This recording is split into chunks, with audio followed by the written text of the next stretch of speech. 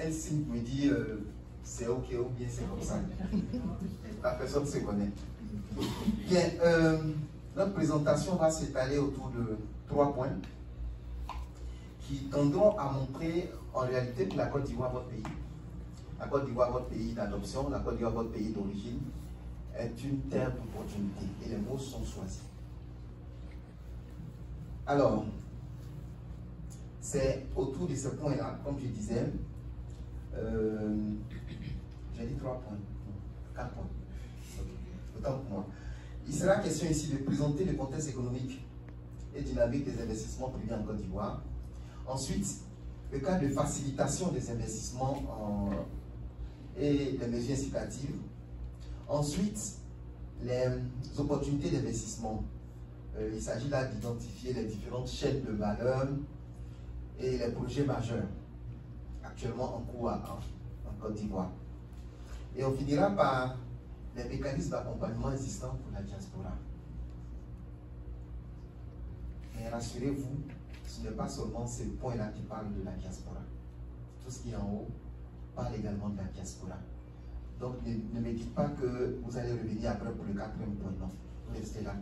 On va développer les premiers points avec vous. C'est parti.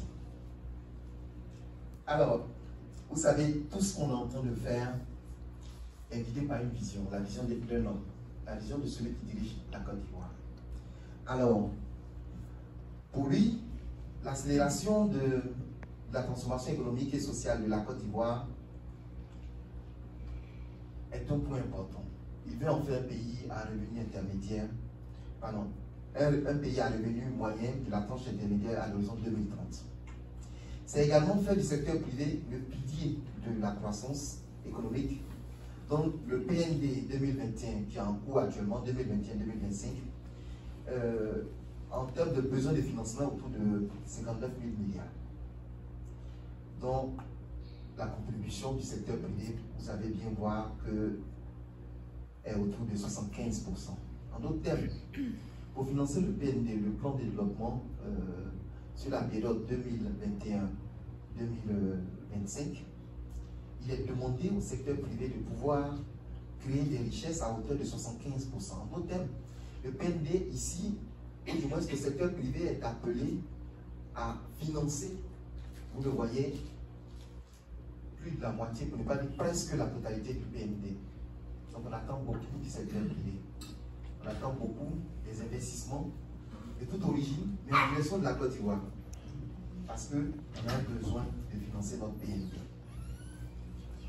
Et également, cela ne peut pas se faire s'il n'y a pas un climat des affaires plus compétitif pour une meilleure attractivité de la Côte d'Ivoire. On se réjouit déjà de ce que la Côte d'Ivoire a une attractivité, j'ai envie de dire naturelle, intrinsèque. Mais au-delà de ça, ça ne suffit pas. Au-delà de ça, nous sommes dans un univers de compétition. Les pays anglophones, de par le fait qu'ils parlent anglais, sont très dynamiques. À côté de nous, il y a les pays de l'Afrique du Nord qui, à cause de la couleur de la peau, sont attractifs. Nous, qu'est-ce qu'on a? Il faut qu'en plus de l'attractivité naturelle de la Côte d'Ivoire, l'attractivité intrinsèque, on mette en place un climat des affaires qui est des plus compétitifs à travers des mécanismes d'incitation qui vont déclencher la décision d'investissement en direction de la Côte d'Ivoire, comparativement à d'autres pays pairs, comparativement à d'autres pays, j'allais dire, concurrents. Alors, c'est quoi le contexte économique de la Côte d'Ivoire? 35% du PIB de l'UEMOA, croissance économique forte depuis 2016, et cette croissance est une croissance résiliente. En ce sens, comme le disait le représentant de M. le ministre, le Dr Koné, quand bien même on a reçu le choc de la pandémie de la Covid, la Côte d'Ivoire est restée solide malgré cette crise-là. Et on a eu le taux de croissance au monde. Il n'a pas dit en Afrique, il n'a pas dit dans la sous-région, il dit au monde la croissance la plus élevée. Est-ce que ça s'applaudit pas ça? Donc, je vais sauter cette partie de la présentation économique de la Côte d'Ivoire pour vous dire c'est la destination. Je ne dis pas c'est une des destinations privilégiées. c'est la destination où il faut investir. Côte d'Ivoire is the place. Oui. Donc je vais sauter ça.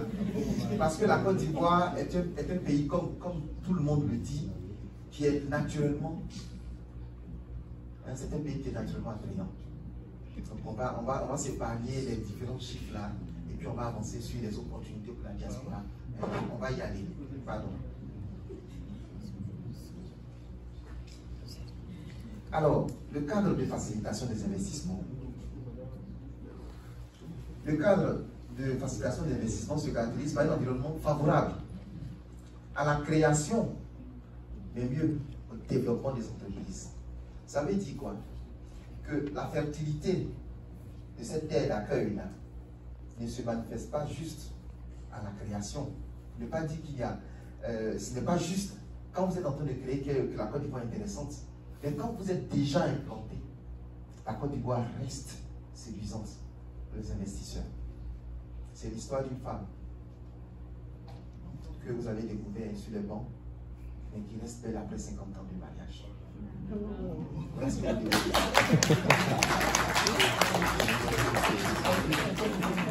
Alors,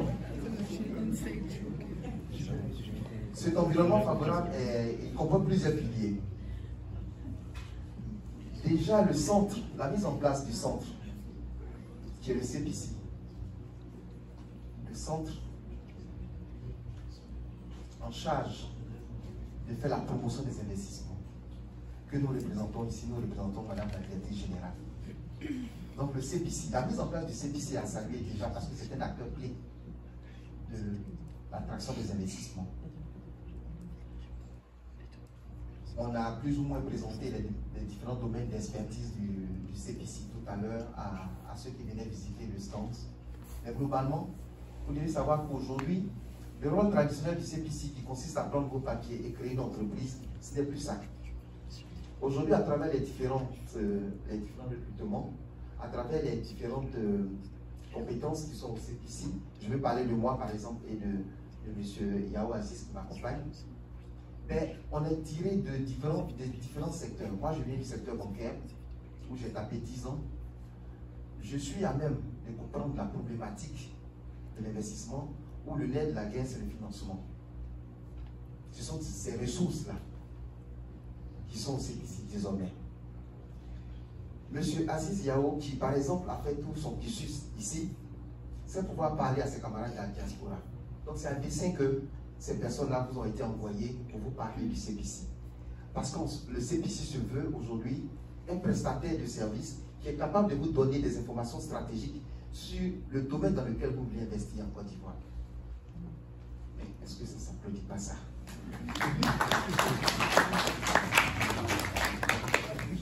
Plus loin. Cet environnement favorable, ça c'était le premier point. Le deuxième point, c'est à travers le code des investissements que le CPC implémente, il y a des avantages fiscaux.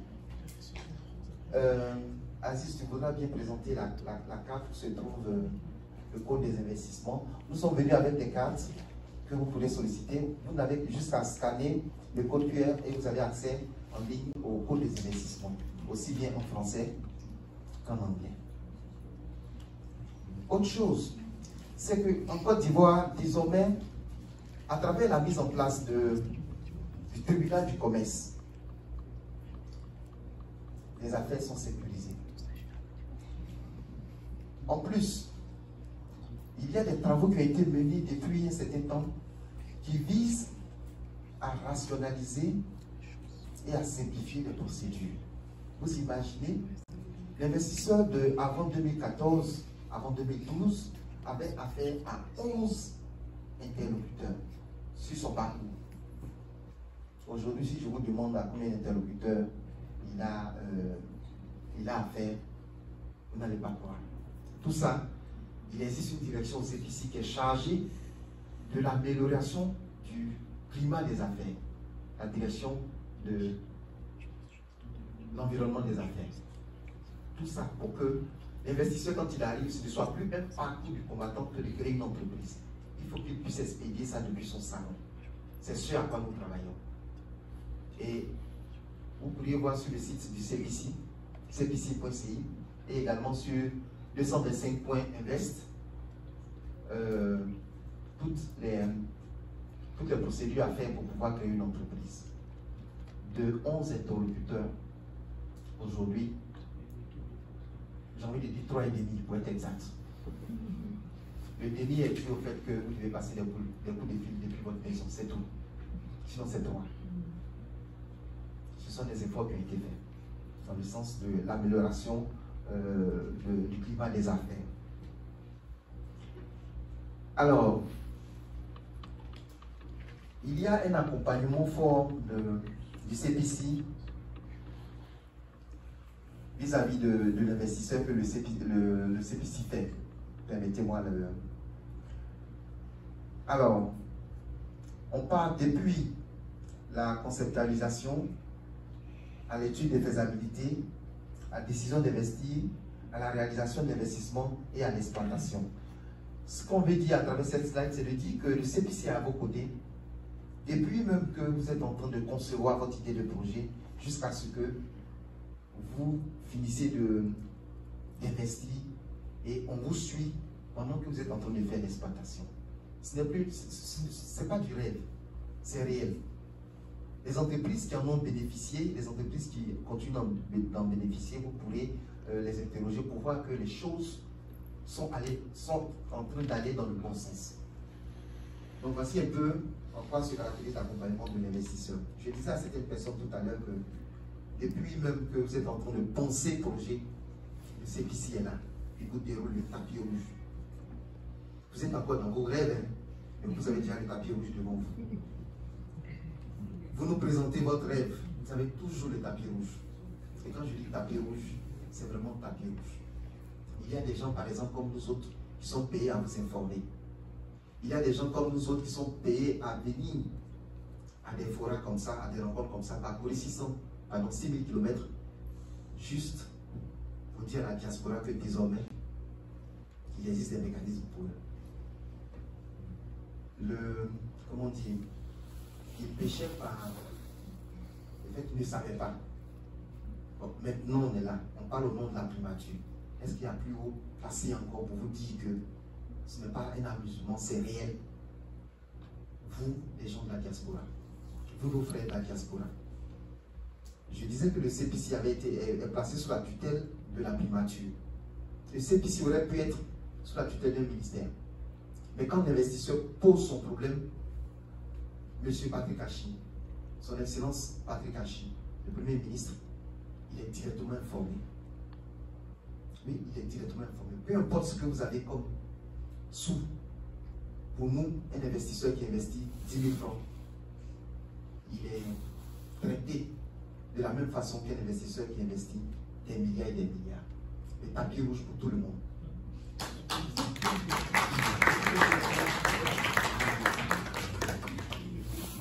Alors, pour parler de mécanisme d'incitation, en fait, il s'agit de dispositions légales qui, au-delà des paroles,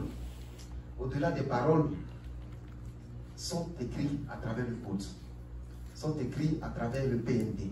Alors, ils sont classés par catégorie: l'agriculture, l'agro-industrie, l'hôtellerie, la santé sont les secteurs dits prioritaires au niveau du code des investissements. Ceux-là, ils font l'objet d'exonération de façon générale. Et il y a les secteurs qui viennent accompagner ces secteurs de la catégorie 1. Ce sont par exemple, j'allais dire, l'éthique, la fabrication, la construction, la formation, l'industrie.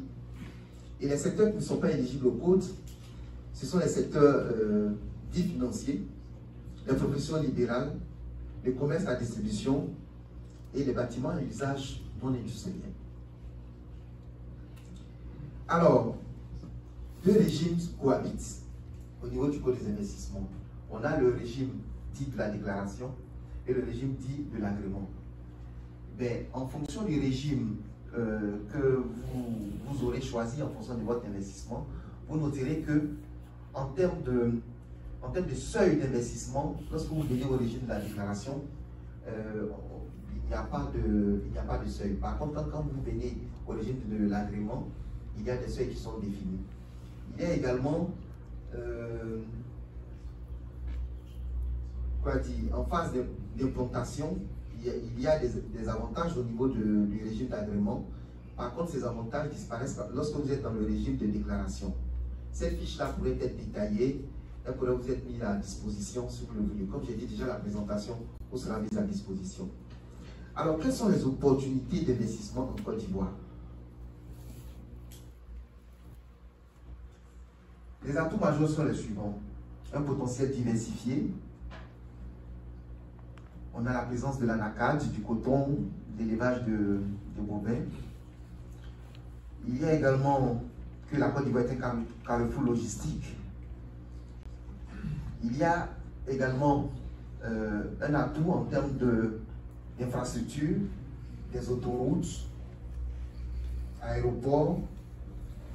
On a également plusieurs barrages qui délivrent de l'énergie hydroélectrique. À côté de ça, cohabitent des opportunités. Les opportunités sont dans l'entretien et le renforcement des infrastructures sanitaires, éducatives, le transport et les plateformes logistiques. Ça, pour ceux qui ont besoin d'investir dans ces éléments, hein, ce sont des opportunités, ce sont des niches où c'est encore vierge, si je peux me permettre l'expression. Ensuite, l'accroissement des rendements agricoles. On peut parler de produits phytosanitaires, la mécanisation des cultures et des solutions agritech, la formation des producteurs. Encore une autre niche, c'est la transformation industrielle en produits finis et semi-finis. On n'est pas encore arrivé en Côte d'Ivoire malheureusement à ces niveaux de transformation de façon suffisante. Donc il y a encore des marges de marché à prendre. Également, le développement des secteurs socio-culturels, du tourisme et de l'artisanat. J'ai échangé avec d'autres personnes ce matin qui ont présenté certains projets. Eh bien, on vous le dit, il y a des niches, il y a des opportunités à saisir. Alors, ici, c'est un focus sur la culture de rente, c'est l'agro-business. Ça a été cité parmi les opportunités tout à l'heure, parce que là, c'est vraiment un gros potentiel. La Côte d'Ivoire a besoin d'industrialiser son agriculture. Je ne vais pas m'étaler dessus. Il y a également des chaînes de valeur. On cible, par exemple, la transformation de la noix de cajou et également reprendre notre industrie textile. En son temps, la Côte d'Ivoire avait développé des pôles. On veut les reprendre. Donc, il y a également des niches là-dedans. Les projets sont à une certaine maturité. Pour ceux qui sont intéressés, on peut vous les présenter. Il y a également d'autres chaînes, notamment la chaîne qui vient des dérivés du manioc. Nos frères camerounais qui sont dans la salle se reconnaîtront. Il y a également le tourisme à développer en Côte d'Ivoire. Et il s'agit des ressources touristiques, de l'hébergement, la restauration.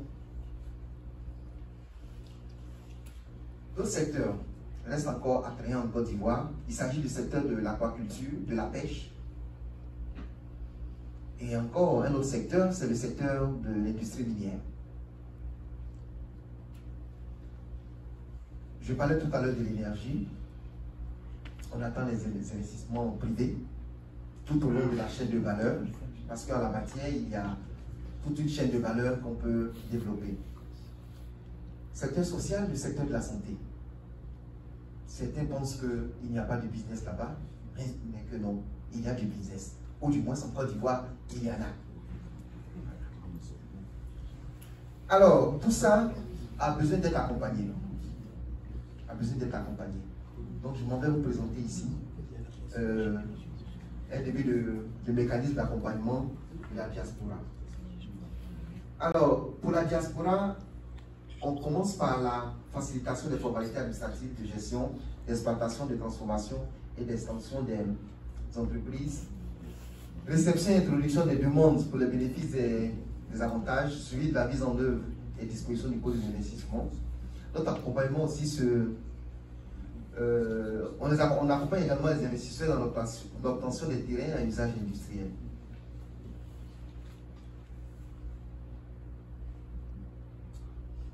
Alors, comme j'ai dit tout à l'heure que la présentation vous sera mise à disposition, c'est encore le processus d'accompagnement qui continue. Je ne vais pas m'étaler dessus, compte tenu du temps qui nous est imparti. J'avais cité déjà les niches et les secteurs d'opportunité. C'est ce qui revient encore ici. Bon, voici des mécanismes déjà qui existent, tels que Diaspora for Growth, un forum dédié à la diaspora ivoirienne, et le programme qui est géré par le CPC, qui est Diaspora Invest. Et pour ça, vous pouvez prendre contact, vous avez déjà nos informations, vous pouvez prendre contact avec nous. Sur ce, je voulais m'arrêter là, pour ne pas être trop long. Il y a d'autres intervenants qui vont venir. Je vous remercie.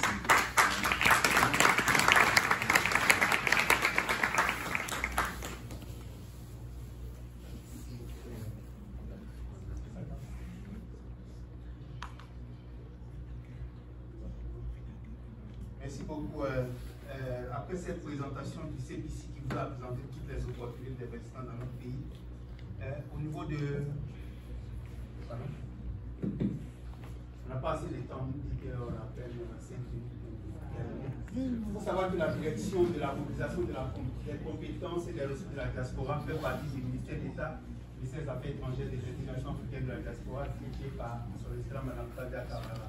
Donc depuis 2 ans maintenant, nous sommes dans une dynamique avec cette direction, venir auprès de notre diaspora dans toutes les parties du monde, dans la France, pour recueillir vos difficultés que vous avez. Et aujourd'hui, ça a été vraiment une belle lutte. Vous avez assez de projets, vous avez assez de compétences, et nous voyons cela tous les jours. Donc au niveau de notre direction, le matin déjà, on avait déjà échangé sur les fondements, nos activités, mais je vais passer rapidement sur ça. Au niveau de notre direction générale, les fondements, c'est essentiellement les attributions de la direction et le PND sur lequel nous appuyons. Au niveau des attributions qui sont là, c'est essentiellement la mobilisation des compétences de la diaspora et des ressources de la diaspora pour le développement de notre pays. Vous avez des difficultés pour investir en Côte d'Ivoire, vous avez des difficultés de quelque niveau que ce soit, l'ambassade est là, vous contactez notre ambassade qui va vous aider. Si l'ambassade, ça dépasse l'ambassade, la direction est là, l'ambassade peut faire remonter. Mais dans tous les cas, tout ce qui est bon, si vous avez un contact au pays, avec toutes les opportunités présentées par le CPC tout à l'heure, le contact prend directement attache avec nous. Nous n'hésitons pas à répondre à toutes les sollicitations. Ce qui fait notre particularité au niveau de notre direction, on est en contact avec toutes les structures de l'État, les démembrements de l'État qui peuvent vous aider à avancer. Parce que vous êtes la diaspora, vous êtes important, l'État a besoin de vous. Mais étant donné que vous n'êtes pas au pays, il y a beaucoup de réalités qui vous échappent. Mais si vous saisissez l'ambassade, ou bien vous nous saisissez directement, on répond à vos sollicitations de manière précise. Et au niveau du PND, c'est le pilier qui est là, le pilier 6 du PND 2021-25, qui accorde une place importante à notre diaspora. Donc c'est dit que notre diaspora n'est pas négligée. Et même dans le PND antérieur, la diaspora avait une place de choix. Donc au niveau des activités, c'est essentiellement au niveau de la mobilisation des compétences et aussi au niveau de la mobilisation des ressources. On en a longuement parlé ce matin. Au niveau de la mobilisation des compétences, on a un cadre de concertation qu'on a créé avec toutes les structures de l'État qui peuvent mobiliser les ressources humaines au niveau national et au niveau international. Et dans ce cadre, il y a les structures publiques et les structures privées qui aident à faire la promotion des compétences, des ressources humaines et les compétences financières aussi de notre diaspora. Donc c'est le lien qui est là. On l'a partagé aussi largement, HTTPS, compétences, diaspora, compétences diaspora.diplomatie.gouv.ci. Vous allez dessus, vous inscrivez. Vous êtes directement en contact avec nous, on peut échanger par des messages si possible. On va vous partager comme on l'a dit. Les lauréats de Meet Africa sont là, on leur partage, même ceux qui ne sont pas lauréats, on partage avec tout le monde. Pour ceux qui ne sont pas lauréats, mais qui seront lauréats l'année prochaine, mais vous êtes tous des lauréats parce que vous avez des projets d'investissement. Voilà, quand je dis lauréat Meet Africa, ça ne veut pas dire ceux qui ont des projets qui ne sont pas compétents, qui ne sont pas lauréats. Voilà. Donc ça, on a lancé ça depuis le 19 octobre 2022, voilà, au niveau d'Abidjan, par le ministère d'État. Au niveau de la mobilisation des ressources, on a les Diaspora Bonds qu'on va lancer très bientôt, avec la participation aussi à plusieurs ateliers sur les investissements. Les rapports sont là, c'est disponible. Vous êtes en contact avec nous, on peut vous les mettre à disposition. Les défis que nous avons, c'est essentiellement le manque de dispositifs spécifiques adaptés à notre diaspora. Vous le voyez, souvent quand on est là, vous vous adressez à nous, c'est plus facile. Mais quand on n'est pas là, vous ne savez pas à qui vous adresser. Même si vous avez un contact au pays, même quand vous allez pour des cours, vous ne savez pas par où passer pour vous adresser, pour avoir les solutions à vos problèmes. Mais si vous vous adressez à nous, on a les solutions à vos problèmes. Et cette année, on envisage de mettre en place un mécanisme d'accompagnement spécifique à notre diaspora, avec des banques partenaires, avec la Caisse des dépôts de consignation, pour mobiliser l'épargne et les investissements de notre diaspora, avec EcoBank et avec la BNI particulièrement. Avec Ofina aussi, on envisage de travailler dans ce sens. Voilà, donc c'est le lien qui est là, le lien est accessible à tous. Nous sommes ouverts à vos questions. Si vous avez des questions maintenant ou bien plus tard, il n'y a pas de problème. Je vous remercie. Merci beaucoup. Je ne me suis pas présenté. Excusez, allez un peu vite. Parce que nous, vous êtes qui laissez seulement sur les techniciens.